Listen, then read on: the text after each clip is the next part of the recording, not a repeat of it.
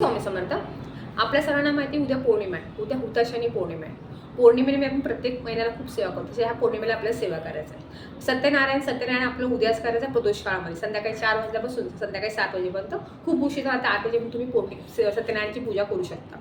सोबत पौर्णिमेचा ज्यांचा उपवास असतो प्रत्येक पौर्णिमेला त्यांना उपवास उद्याच धरायचा आहे. उद्याच उपवास तुम्ही धरा. सोबत आपल्याला दुर्गाशक्तीचा पाठ करायचा आहे. दुर्गाशक्तीचा पाठ नक्की करा.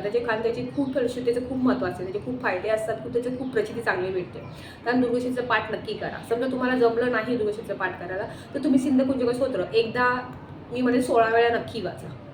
16 वेळा नक्की वाचा. खूप छान, जास्त वेळ लागणार नाही. 16 वेळा सिंधकुंजक स्तोत्र नक्की वाचा, चांगलं राहील त्याचे.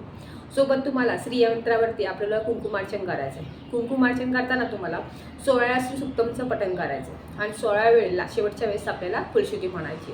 कुंकुमार्चन नक्की करा.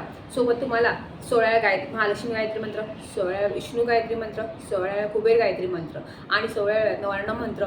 सोबत तुम्हाला एक माळ स्वामी समर्थांची करायची आहे. आपल्या गुरुची सेवा आपल्याला करायची.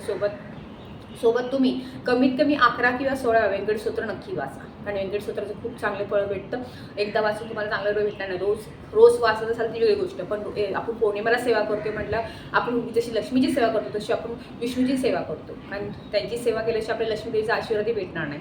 त्यामुळे तुम्ही कमीत कमी 16 वेळा तरी किंवा 11 वेळा तरी व्यंकट स्तोत्र नक्की वाचा. ह्या सेवा तर तुम्हाला उद्या करायच्या. समजा उद्या तुम्हाला जमत नाही, उद्या खूप काम आहे, धावपळ आहे, होळी आहे, त्यामुळे तुम्ही ह्या सर्व सेवा तुम्ही शुक्रवारी करू शकता.